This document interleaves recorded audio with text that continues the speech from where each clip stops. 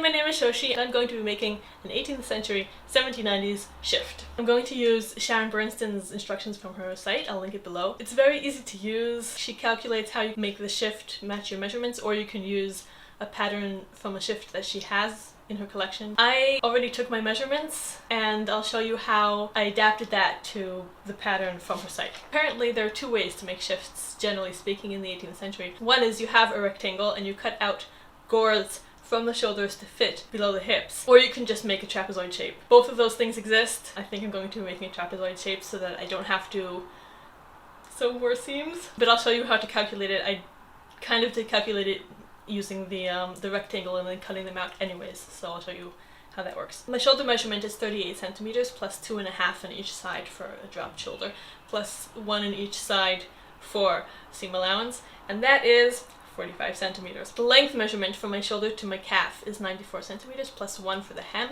I don't need seam allowance for the shoulder because it's going to be cut on a fold, so that's 95 centimeters. The middle measurement, where you flip the gores, is my widest hip measurement, which is 98 centimeters divided into 2 because we're patterning half a person right now. 49 centimeters, plus 2 for seam allowances on each side and plus 1 for ease is 52 centimeters. The base of the gore is basically the hip measurement minus the shoulder measurement divided into 2, which is, in my case, 3.5 centimeters. And then, therefore, the bottom edge is the hip measurement plus 2 edges of gores, which is 59 centimeters. I was going to try to calculate the bottom of a trapezoid for that bottom measurement, but then I realized that it's just the hip measurement plus the 2 gores on either side. Now for sleeves.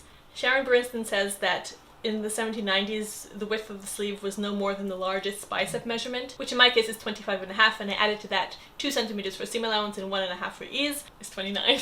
The length of the sleeve I actually measured from the top of my shoulder, so I subtracted from that 2.5 centimeters for the dropped sleeve, and then I added to that 2 centimeters for seam allowance on the top and on the bottom, and that is 31.5 centimeters. So for the size of the sleeve gusset, it's a bit more complicated. I took Sharon's sleeve length and divided it by the length of the gusset, and I got 3.4. So then I just took my sleeve length and divided it by 3.4, and I got the size of the gusset, which is 9.2, so I'm just going to do 9. So my sleeve gusset is 9 centimeters squared. So the neckline size I'm going to do a bit later and see kind of on my stays where it wants to sit, if that's at all possible. We'll see. Before I cut it, after I cut it, I have no idea. But Sharon Burnston does go into neckline shape throughout the century, so do go to her website and look at that. Other than that, I think I'm done, so I'm going to get my fabric and see if this actually works. This is the fabric. It's lightweight linen that I found in the fabric district near me. I washed it in the washer, dried it in the dryer so that it shrinks as much as possible. I ironed it afterwards to get most of the wrinkles out, as much as we can in linen anyway. So let's pattern this thing. I have my air-soluble marker, I have my ruler, and I have my instructions, calculations. The fabric is folded 4 times for where I need the main part of the shift. There's a fold here and a fold here, so there are 4 layers of fabric. So since my top edge is 45 centimeters, I'm going to measure half of that, 22.5. And now I'm going to measure the length, which is 95 centimeters. And since my bottom edge is 59 centimeters, I'm going to measure half of that on the bottom edge, which is 29.5 centimeters. And I'll draw a line. Now we have the bottom edge, the top edge, and the fold. Now I will draw a trapezoid shape. For the diagonal line, I don't have a long enough ruler, so I'm just going to use my measuring tape. Now I'll cut out the shape.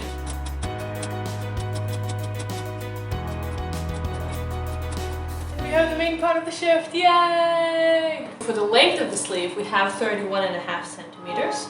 For the width of the sleeve, we have 29 centimeters. 9 centimeters. It's a sleeve! And we're making a 9 centimeter gore, so that's just a 9 centimeter square. So this is what it looks like when all the pieces are cut out. The main piece on the sleeves are folded in half at the shoulder and at the outside of the sleeves. And you can see there's a fold here, so it will fit me. And when sewn, the gores will actually be folded. That's what it'll look like. I am going to mark my sewing line. And then I fold it in half. And then I just sew along that purple line, leaving space for the gusset. I have been hand sewing for a long time, but I am new to using a thimble, so we shall see how this works. Please correct my technique. So I am going to be doing a running backstitch.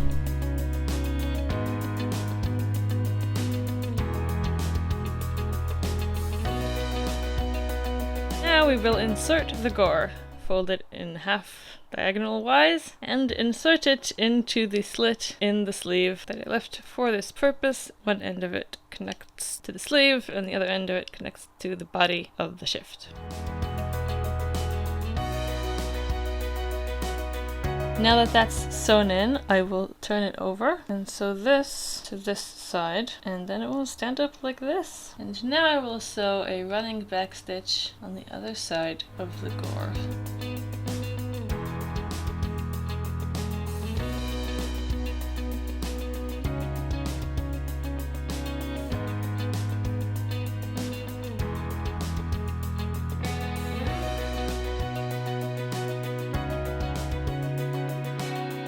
There we go, we have a sleeve with a gore. And now I have to flat fell all of those sleeve seams. Now I will trim this side, because this is the selvage one. This one I'm going to cut in half.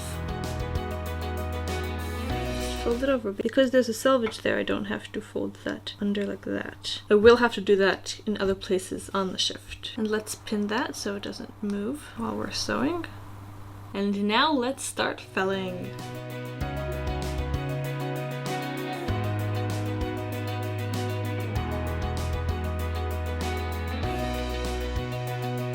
I have reached the end of the gore, and now I have to deal with the way this will overlap. This piece I have to fold under, because there is no selvage here. I'm going to clip over there, so I can fold this in 2 different directions. And flat fell that down. I'm not exactly following Sharon Burnston's instructions, since the instructions mostly relate to shifts from earlier in the 18th century where the sleeves are wider and need to be gathered in. These do not. For a useful explanation on how to actually sew a gored sleeve, go see Morgan Donner's video on the subject. It's very useful and she uses different colors to show each piece. I'll link that below. Now you see I'm taking quite large stitches here because these are not going to be seen from the outside of the garment. These smaller stitches are what's going to be seen from the outside of the garment. These are actually bigger than I was planning on them becoming. This whole join here is a bit of a squabbly mess. I can just clip that across there. And then I'll just fell along that gap. There's probably a better way to do that. I can't think of one right now.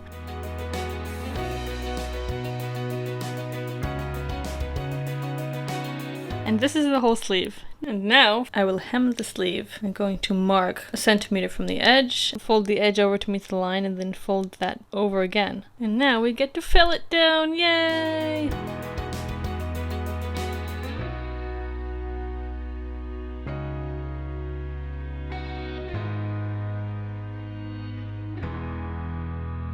This is the body of the shift, these are the sleeves. I'm going to mark the seam allowance on the sleeves and on the body of the shift, and the shoulder point, the point where they meet, meaning here and here, here and here.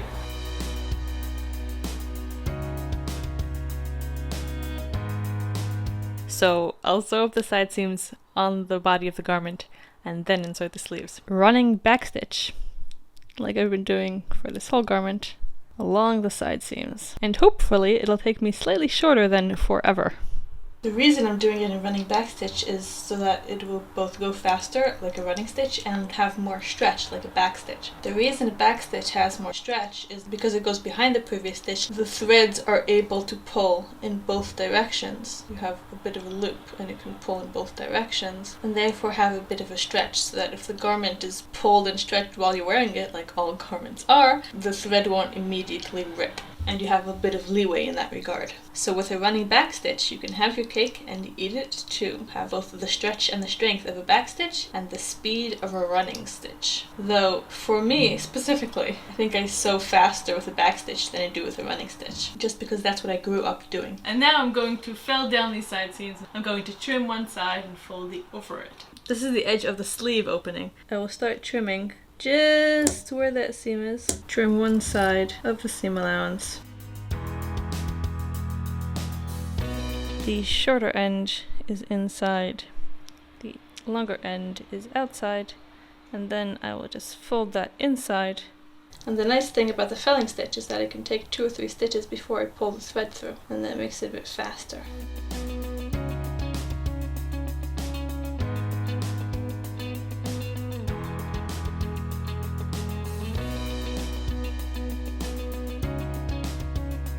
Now I have 3 pattern pieces, the body and the 2 sleeves. And now I will running stitch them together and then fell them over. This is the body of the shift and this is the sleeve. I turned it right side out and the shift is right side in, and I put the sleeve into the body. I'm going to match up the sleeve heads. The other side of the sleeve has a point and on the body part has a split. I'm going to match the point of the split to the point of the square. Start to running backstitch all the way to the armpit.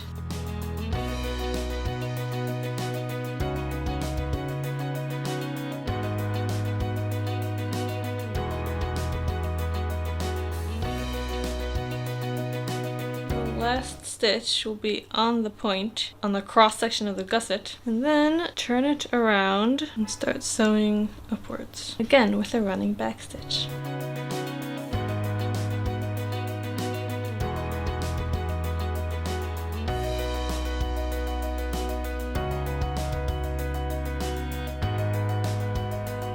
Here we approach the sleeve head again. We have finished connecting the sleeves to the body of the shift. Woohoo! And now we get to fell down all these raw edges. First I need to slice this side in half.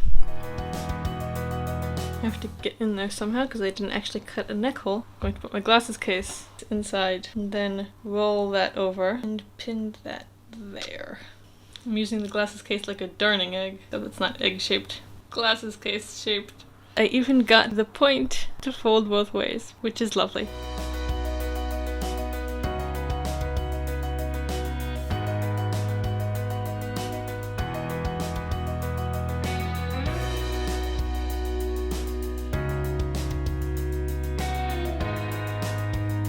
And now to hem the bottom. I will mark 1 centimeter away from the edge, which is what I calculated for the hem, and then fold it twice over, and it'll be a 1/2 centimeter hem.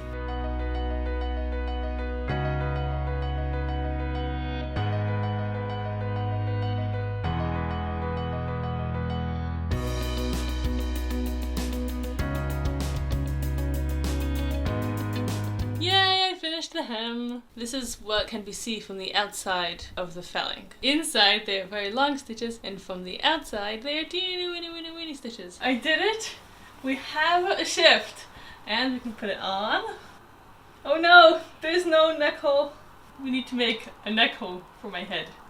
So I drew a line shoulder to shoulder in the middle of the neckline, and then following Sharon Burnston's template for standard neckline, I measured down from there 4 inches, and then in 6.5 inches, measuring half from Sharon Burnston's template because this is folded in half, and then I will measure from this mark to the edge, and that is 5 centimeters. I had measured from my shoulder to my base of my neck, and that was 7 or 7.5 centimeters. So having it being 5, which is less than that, is great, because of course a shift needs to not get all the way to my neck. Measuring 4 in, that's the point that it needs to curve to. And now we need to add seam allowance. I'm only adding 0.5 centimeter because I want to make a really narrow hem, and I'm hoping it'll be fine. So this is the front. I'm going to measure down 7 inches from the center front, and 5 inches from the shoulder point, kind of mostly flat for the first 4 inches. And then, so now we will measure seam allowances. And now we cut along the inner line, of course, including the seam allowance. Sharon Burnston does talk about the fact that perhaps in the 18th century they used the cut-out neck hole to make the gores for the sleeves. I did not do that. Okay, so I'm just folding this over about 1/4 centimeter to where the edge of my seam allowance mark was, and pinning. And now I'll slip stitch. After I made a few stitches there, I'm gonna pull that taut. And we kind of sort of have a rolled hem. It's tiny, tiny, tiny, tiny. Very tiny, but it does seem to be working. This is the first time I've done a rolled hem, so I hope I'm doing it correctly. Sharon Burnston just says slip stitch. She doesn't specifically say to make a rolled hem, and I'm not sure if this is specifically an historical technique. However, she does say to make the hem as small as possible, so I'm thinking this is probably a good idea. The neckline is the inside of a curve. So when I'm folding it out, I am folding a smaller line, which is the edge of the fabric, onto a bigger line, which is the purple line. So when I'm folding it down, I'm spreading out the fibers. You see they're kind of coming apart there? That's because I'm spreading a smaller line onto a bigger line. That happens throughout most of the neckline, but specifically where it curves a lot.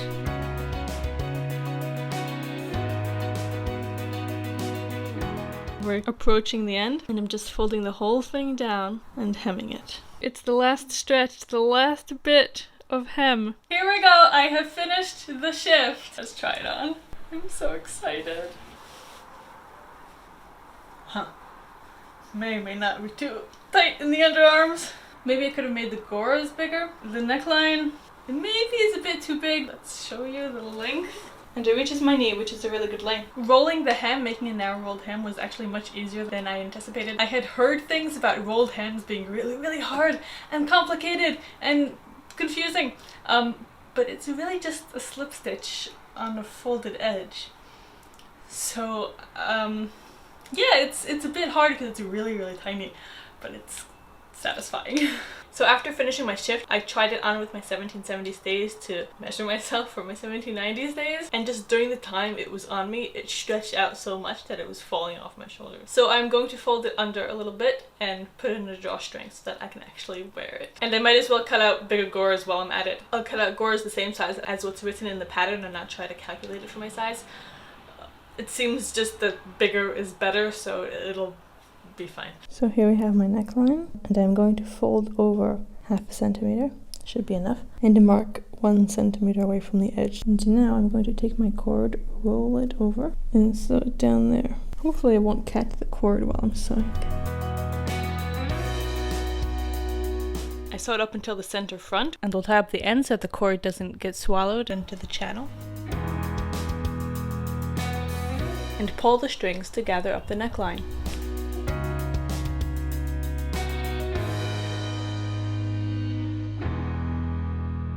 The pattern says to make gussets that are 5 inches square, and that's around 13 centimeters, and I'm going to add seam allowance of 1 centimeter to each side. So now I'm cutting out 15 centimeter squared squares.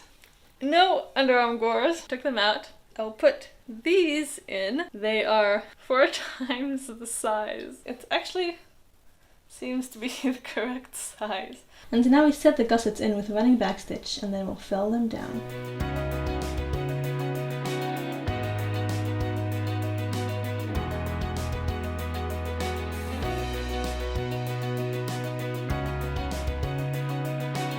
The gusset drawstring, and it is finally done! It's definitely better. There is more space under the arms. The shoulder is still falling off a bit, but it's better. I'm very happy with it.